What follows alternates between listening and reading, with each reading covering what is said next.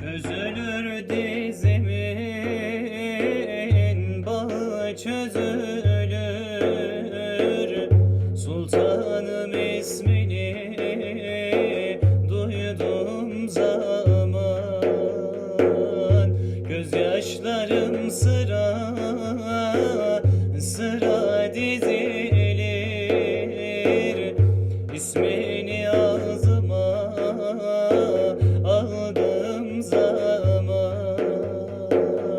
gözyaşlarım sıra sıra dizilir.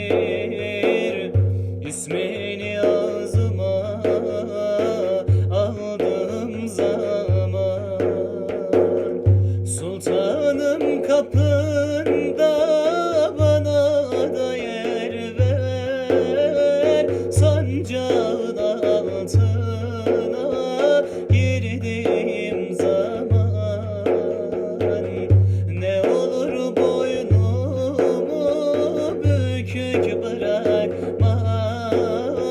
Mahşer günü sana geldiğim zaman ne olur boynumu bükük bırakma.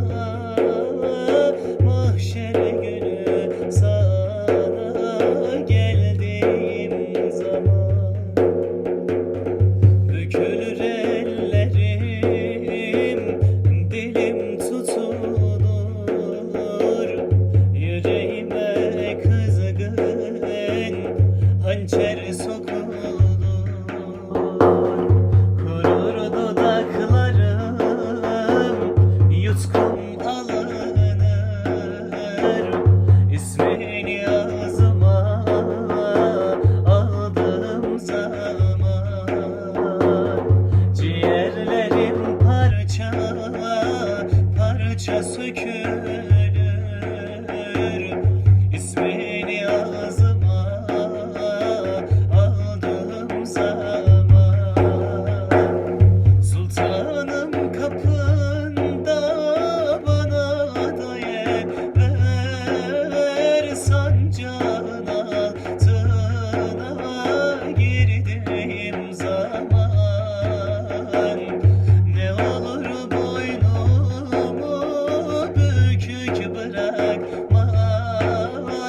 Mahşer günü sana geldiğim zaman